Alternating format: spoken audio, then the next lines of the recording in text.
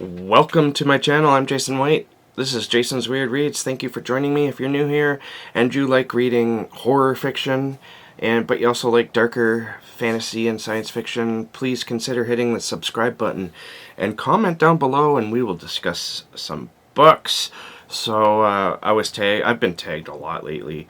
Actually, not lately.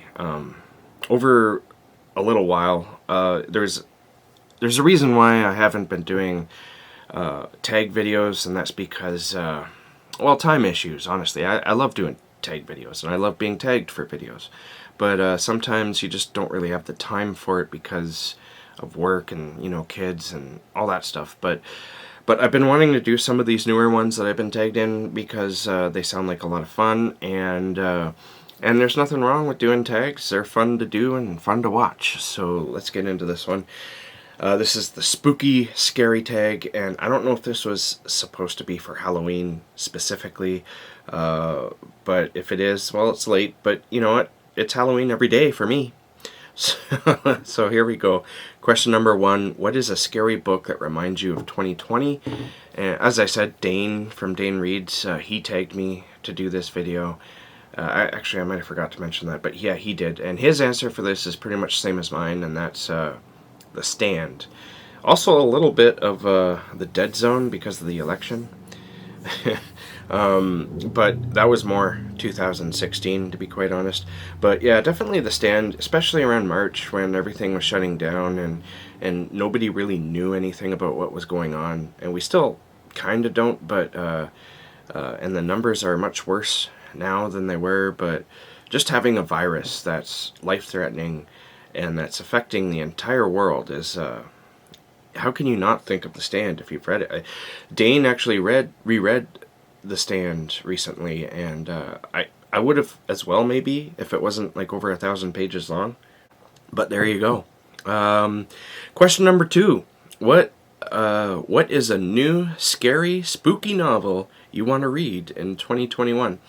And to look up this, I actually looked it up to see what's coming out in 2021, and as of right now, there's nothing that I want to. Nothing that I want to read that's coming out in 2021. So I'm gonna answer with Dane Cobain's book Meat. He released that one just before Halloween, and so I want to read that early 2021 because most of the rest of my year here is pretty much full, and I also have to catch up on his mystery series, The Leapfold, I think is the name of it. I can't remember, but yes, I have to read book 2 of that, and I'm hoping to read that maybe before, I don't know. But definitely Meat by Dane Cobain. Question number 3, who is an author you are afraid of reading? And I don't think there's an author that I'm afraid of reading, but there is a book I don't want to read at all, and that's Let's Go Play at the Adams. Let me get it out of the way. I don't really like that type of fiction anyway. It's the term has been thrown around, torture porn. People who are a fan of that subgenre don't like that term, and I guess I can see why, but I mean, that's pretty much what it is. Cases, people just being tortured and butchered slowly. I don't get any thrills out of that, and if you like it, that's great. I'm not going to argue with you on merits of literary merits. I'm a firm believer in live and let live. If you enjoy it and it's not hurting anyone, then by all means indulge. But Let's Go Play at the Adams, not for me. I read The Girl Next Door by Jack Ketchum, and that book was one of the hardest books I ever actually completed. I am surprised I completed it, but holy shit, that book is it's bad in a good way. I mean, you'll remember it for the rest of your life. And Let's Go Play at the Adams, that book is, I've heard it's not, the subject matter is the same. I think it's based on the same real life story, but from my understanding, the author did not handle the subject matter quite as well as Jack Ketchum did. So I don't know. I'll never find out because I'll never read it. Question number 4. Of all the things you have lost, what do you miss the most? That's kind of a... I find that a bit of a strange question, to be honest, because, we've all lost things and people, but really what's more than people? Things don't equal the people we've lost to death. And so I would have to say some of the family members I've lost, especially, I guess, my grandmother. That's pretty much the only thing I can answer that one with. And question number 5, how are you going to forge ahead in 2021?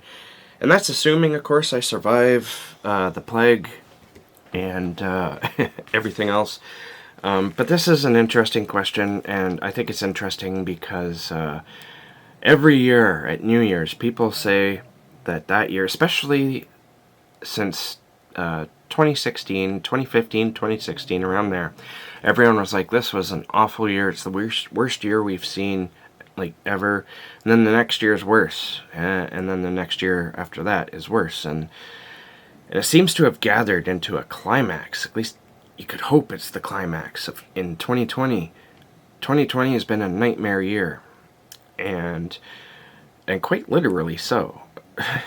But I'm not going to be one of those people on New Year's Eve thinking that 2021 is going to be better. Because it could very well, if it's going to keep going with the progress of the last 4 or 5 years, it's probably just going to be worse.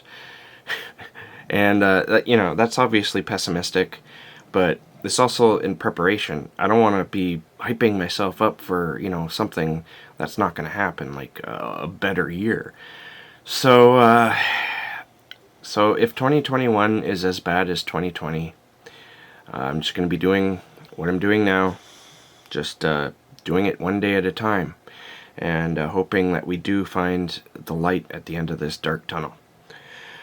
Alright, so that's my answers for this tag. Thank you for watching, and keep being safe out there, and be kind to one another. As I was just going through, the times are hard enough. Kindness would really ease a lot of things. And keep being creative, and I'll catch you guys in the next bookish video.